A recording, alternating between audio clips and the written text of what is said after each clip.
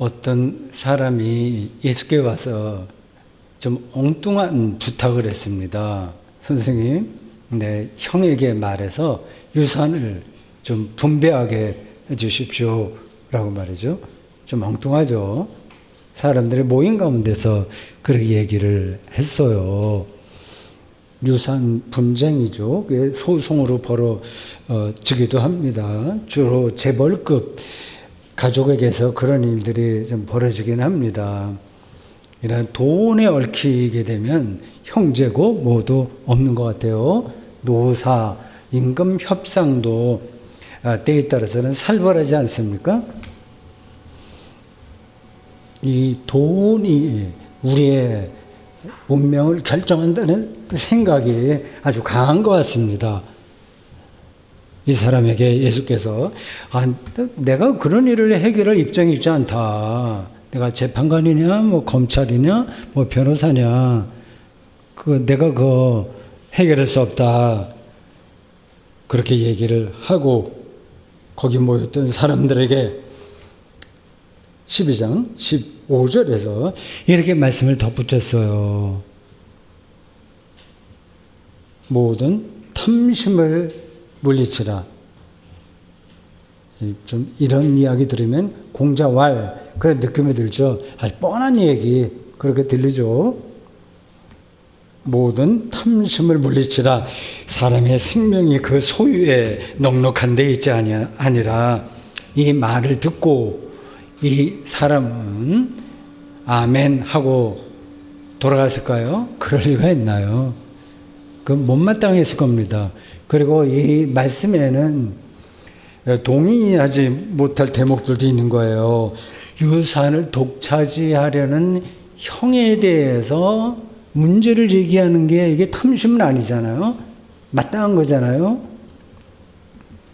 노동자들이 정당한 연봉을 받기 위해서 적극적으로 연봉 협상에 나선다거나 때에 따라서는 법 테두리 아니거나 약간 또 법 테두리를 벗어나서 파업 이런 것도 하잖아요. 이런 것들을 무조건 잘못이라고 말할 수는 없습니다. 그런데 예수께서는 이 대목에서 왜 찾아와서 부탁하는 사람의 마음이 좀 찜찜할 정도로 불편하게 탐심을 물리쳐라 이렇게 말씀하신 걸까요?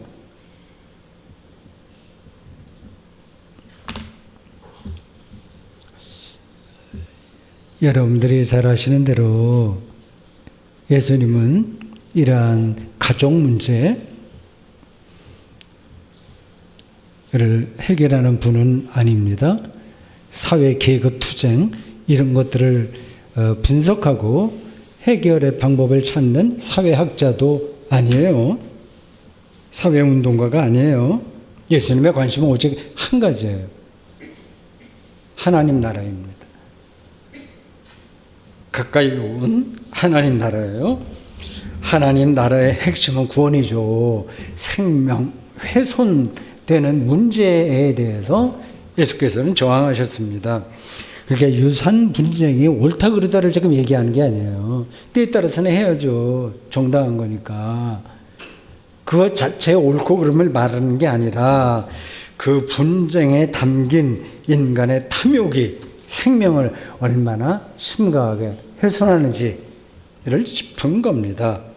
그래서 탐욕을 멀리하라 이 말씀을 하신 다음에 사람의 생명이 소유에 넉넉한데 있지 않다라고 분명하게 말씀하셨습니다.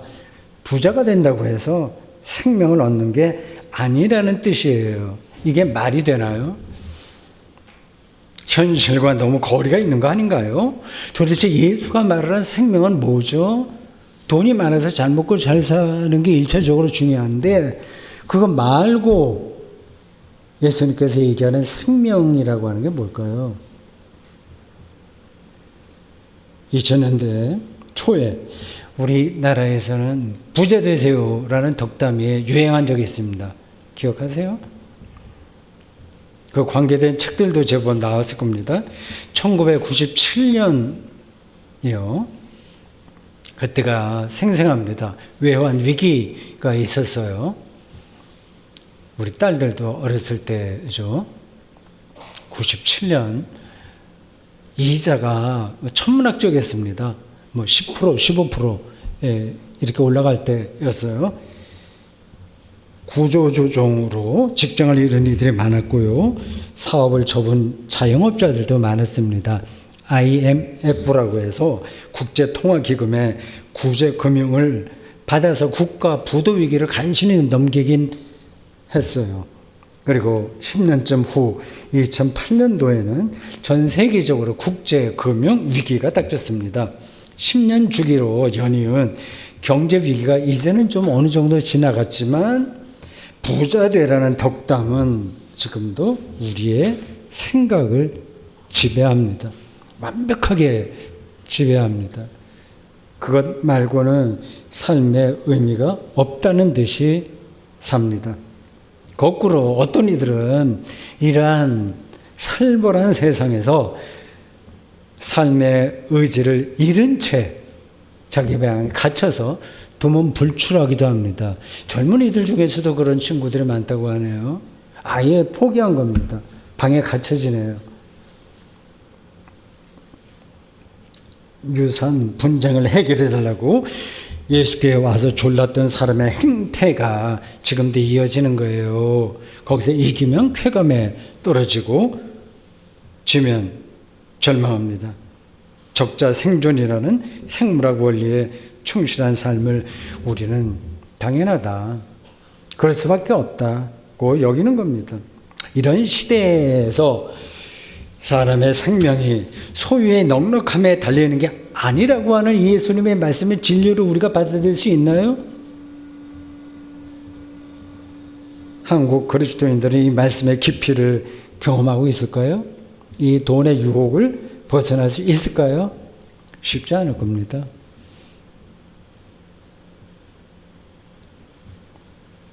요즘 이 더운 날씨라서 일상생활이 힘들죠. 근데 부자들은 아무 상관없어요. 뭐 사시사철 쾌적하게 삽니다. 집도 일단 좋고요. 그리고 뭐 에어컨, 전기값 생각하지 않고, 그리고 생태 문제, 기후위기 생각하지 않고 그냥 펑펑 쓰면 뭐 이 더워도 불편한 거 하나도 없습니다. 돈만 많으면 자녀들 교육에도 무한정 돈을 쓸 수 있어요. 병이 들어도 고급 의료 혜택을 받을 수 있습니다. 그러니 뭐 날씨가 덥든 세상이 어떻게 돌아가든 아무 상관없는 거죠. 한국에서는 돈만 많으면 천국처럼 사는 것 같아요. 거꾸로 가난한 사람들은 힘들게 살아갈 수밖에 없습니다. 에어컨을 설치 못한 집들도 있다고 하네요. 아주 드물긴 하지만 쪽방에 그런 이들이 있습니다. 여러 가정이 에어컨 하나 갖고 쓰기도 하고요.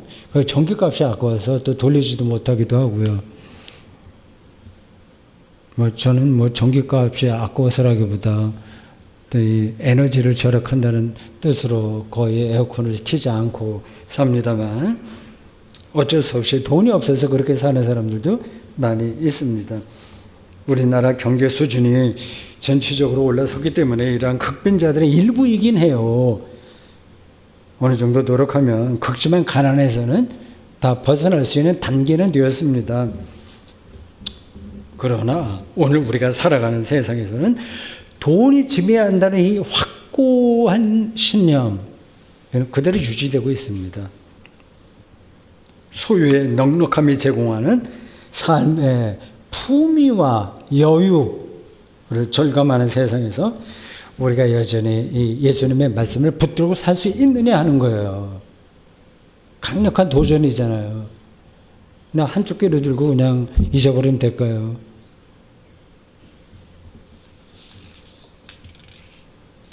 쉽지 않습니다. 이 말씀대로 살기가 쉽지 않아요. 이 말씀만이 아니라 성경 전체는 힘들어요. 거기에 자기가 진정성 있게 선다면 다 무거운 거예요. 심각한 거예요. 이러한 상황을 이미 충분히 아셨는지 조금 더 강력하게 예수께서 이 말씀을 하시려고 어떤 비유를 듭니다. 소위 이제 어리석은 부자의 비유예요. 어리석은 부자. 다 알고 있는 거죠. 아주 재미있습니다. 한 부자가 있었다고 하네요. 대농입니다. 대농. 옛날에는 다 농사만 졌으니까 풍년이 들었어요. 요즘식으로 사업에서 대박이 난 겁니다. 신바람 나는 거죠. 곡식이 넘쳐나요. 곡식을 저장할 곳간이 마땅치 않았습니다. 있어도 곳간을 허물고 이제 크게 현대식으로 진짜 그렇게 생각했습니다. 잘못된 거 아니죠? 자연스럽습니다. 그 순간에 그의 기분이 어땠는지를 19절이 실감나게 묘사했습니다. 저는 이 구절을 읽고 정말 재미있게 웃었습니다. 현대인들의 마음을 어떻게 이렇게 쏙 빼서 묘사하지? 2000년 전 말씀인데 그런 생각이 들었어요. 또 내가 내 영혼에게 이르되 영혼아 여러 해 쓸 물건을 많이 쌓아두었으니 평안히 쉬고 먹고 마시고 즐거워하자 하리라. 영어 성경으로 읽으면 더 재밌어요. 그 마지막 단락이 이래요. Enjoy yourself.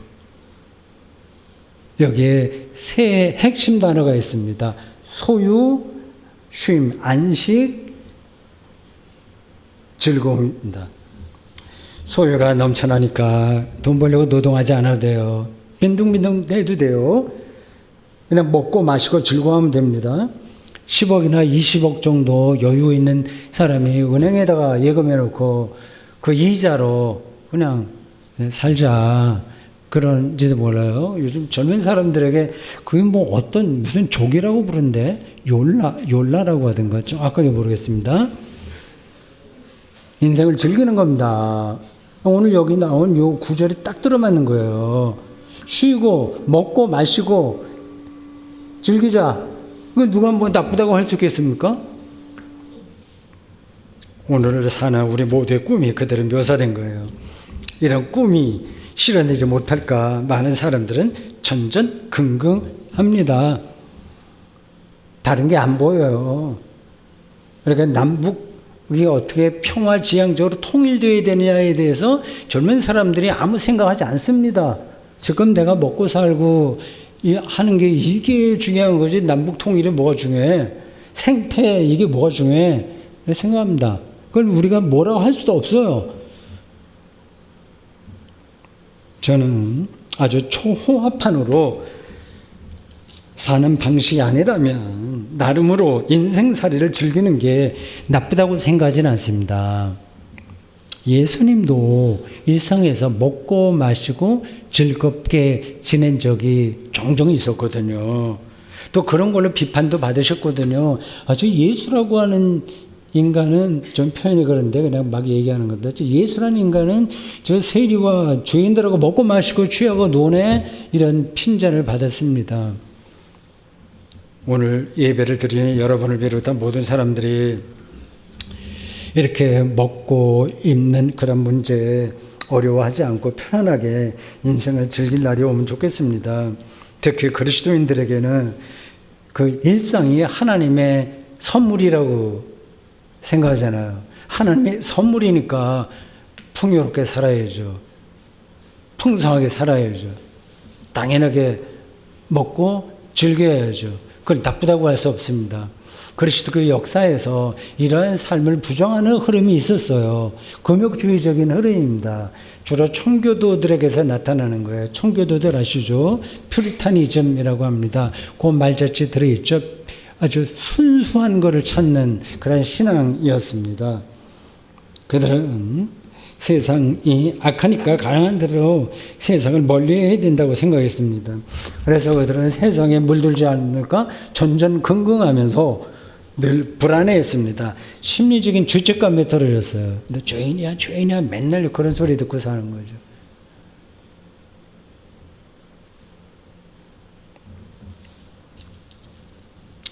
해방과 자유가 아니라 불안과 우울감과 자책감을 지배하는 신앙이 있습니다. 이러한 신앙은 숙명적 역사관을 조정합니다.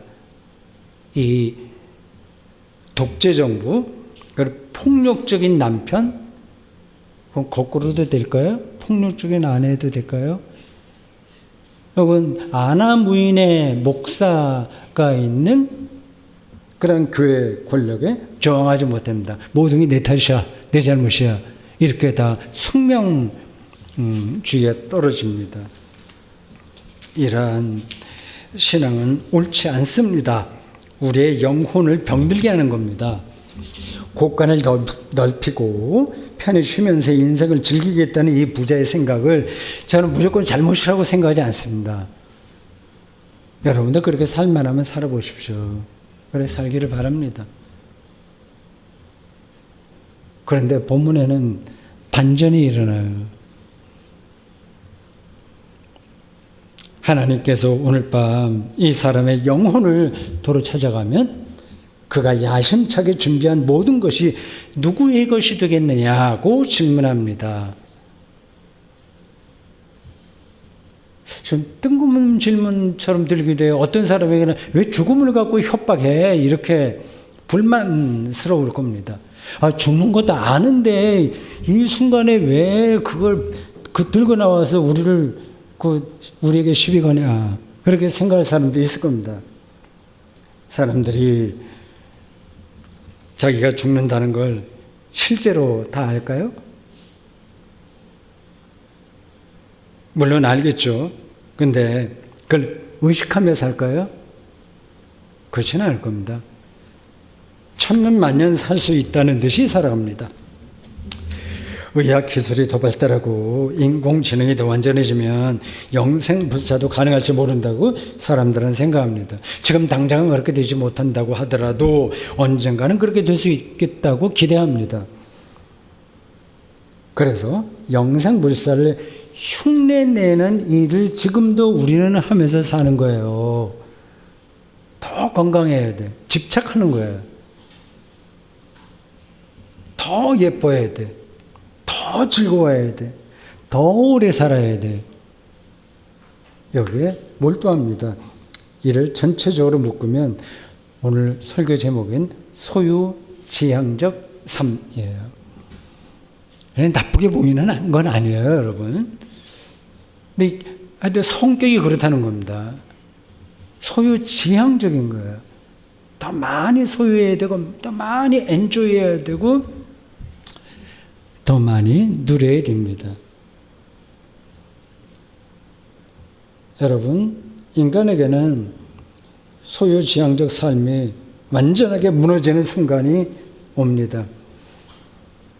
자신이 소유했던 것들이 완전히 무용지물이 되는 순간입니다. 운이 좋아서 조금 그게 늦춰지는 거지 누구도 그 순간을 피할 수 없습니다. 그래서 그럼 어쨌단 말이냐? 그래서 어떻게 하란 말이냐? 그런 순간이 오는 게 분명하니까 그러니까 일상을 또 재미있게 그 성경 본문이 나온 대로 enjoy yourself 해야 되지 않냐? 제가 1983년에서 85년까지 잠깐 독일에서 신학을 공부하고 있을 때 독일 사람들에게 가장 많이 들었던 단어가 게니센입니다. 게니센. 즐긴다는 거예요. 누린다는 거예요. 누린다는 표현이에요. 오늘 하루 게니센 해야 돼. 뭐 이런 표현이 있습니다. 바로 이 대목에서 세상 사람들과 그리스도인들이 갈려요.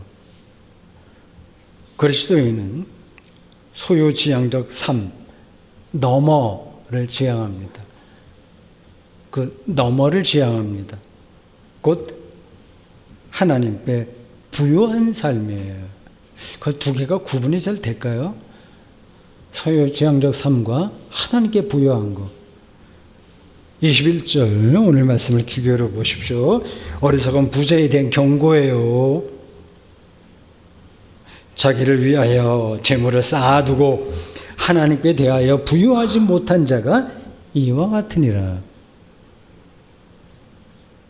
금은 보화 재물은 산더미 같으나 오늘 현대는 다 그렇잖아요. 국민 총생산이 얼마나 많습니까? 그런데도 그걸로 만족하지 못하잖아요. 트럼프 하는 거 보세요. 그 자유무역 WTO인가? 자유무역이 2000년대 초부터 해서 그러한 세계가 글로벌한 차원에서 자유무역으로 가다가 이제 그렇게 해서는 안 되겠다. 미국이 손해본다. 이제는 보호무역으로 가야 되겠다고 그래서 깡패처럼 자기 마음대로 하고 있지 않습니까? 그렇게 부자인 나라도 만족이 안 되는 거예요. 재물은 산더미 같으나 하나님은 모르는 사람을 오늘 이 구절이 가리키는 거죠. 재물만이 아니라 권력과 명예도 마찬가지입니다. 하늘을 찌를 듯한 권력이 있다가 없어지면 초라해지는 사람이 있어요. 참 안타깝죠. 법원에서 발부한 적법한 체포영장을 아주 치졸한 방식으로 거부하는 전직 대통령의 행태 앞에서 많은 국민들이 민망해합니다. 옳다 그러다 차원이 아니라 참 얼굴 들기가 참 민망하다. 초라해지는 거죠. 하나님께 부여한 사람은 여러분 모든 재물과 권력과 건강까지 무용지물이 되는 순간에도 당황하지 않습니다. 두려워하지 않습니다. 그 사람의 영혼을 바쳐준 것은 하나님이기 때문입니다. 오늘 우리는 실제로 하나님께 대해서 부유한 자일까요? 재물만 부자일까요?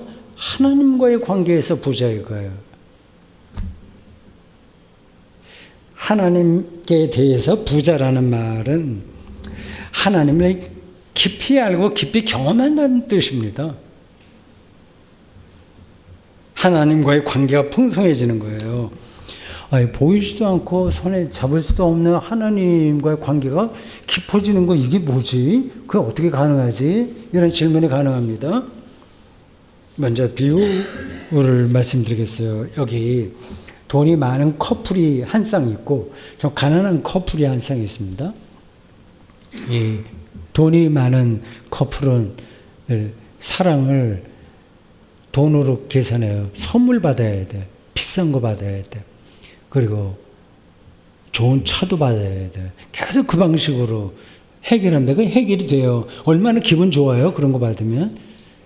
몇 천만 원짜리 핸드백 이런 것도 받고 말이죠. 좋죠.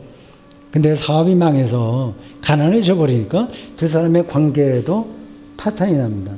이 가난한 커플이 있어요. 그들은 돈으로 그걸 확인하지 않습니다. 그냥 존재를 상대방을 이해하는 거예요. 더 깊어져요. 그래서 더 가난해져도 아무 문제가 생기지 않습니다.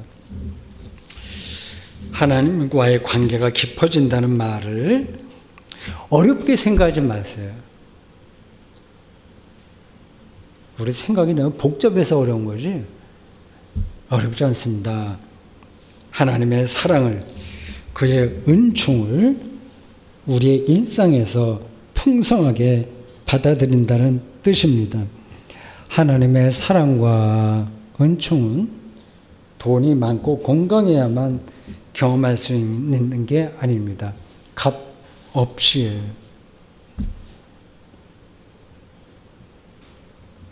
오늘 우리는 설교가 끝난 뒤에 성찬 예식을 행할 겁니다. 성찬대 위에 빵과 포도주가 있습니다.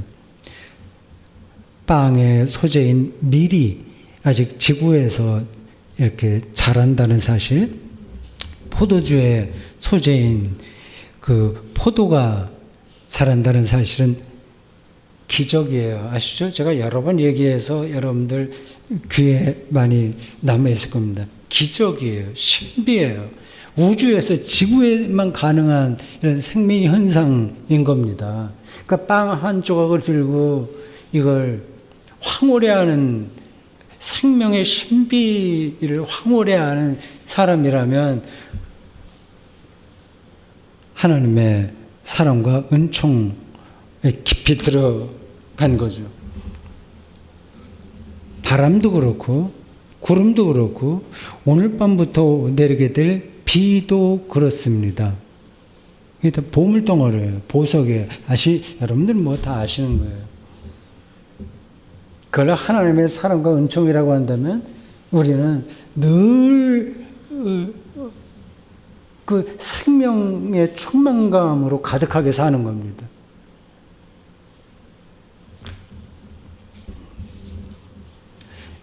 여러분은 이러한 생명 충만감을 소소한 일상에서 얼마나 자주 경험합니까?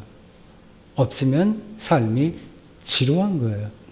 그러니까 다른 걸 자꾸 요구하게 됩니다. 끝이 없죠.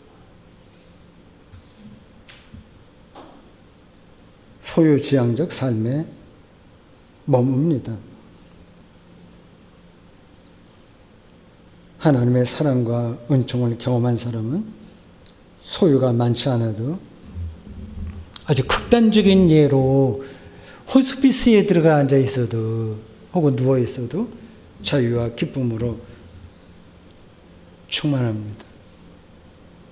너무 거리가 먼 얘기 같은가요? 여러분들 준비만 되면 나는 그렇게까지는 힘들 것 같아 하더라도 준비만 되면 막상 부닥치면 그렇게 될 겁니다. 우리 그리스도인들에게 하나님의 가장 궁극적인 사랑은 예수 그리스도예요. 하나님과의 관계가 깊어지는, 즉 하나님께 대해서 부유해지는 가장 중요한 길은 예수 그리스도라는 뜻입니다. 이것을 요한복음은 아주 정확하게 여러 군데에서 설명했습니다. 두 구절만 알려드리겠습니다. 하나는 요한복음 3장 16절이에요. 하나님이 세상을 이처럼 사랑하사 독생자를 주셨으니 이는 그를 믿는 자마다 멸망하지 않고 영생을 얻게 하려 하십니다.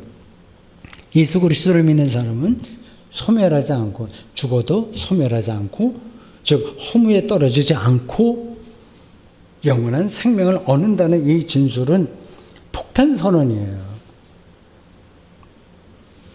제자들과 초기 그리스도인들은 예수의 운명에서 하나님 나라가 실현됐다는 사실을 영혼의 깊이에서 경험했기에 이런 고백을 할 수 있었습니다.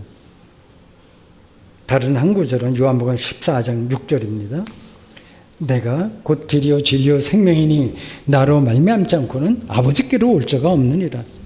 세상 사람들은 이 말을 받아들이지 않을 겁니다. 내가 곧 길이요 진리요 생명이야? 기독교의 비판적인 사람들은 아주 전형적인 혹세 무민이네, 그렇게 깎아내릴 겁니다. 이 구절이 그들의 귀에 들리지 않으니까 어쩌겠습니까? 그들은 끊임없이 어리석은 부자처럼, 겉으로는 세련됐어요. 근데 어리석은 부자처럼 소유지향적 삶을 궁극적 목표로 삼거나 조금 생각이 없는 사람들은, 좀 생각이 더 있는 사람들은 적당한 교양과 양심을 지켜내면서 살아보려고 애를 쓰겠죠. 다 좋습니다.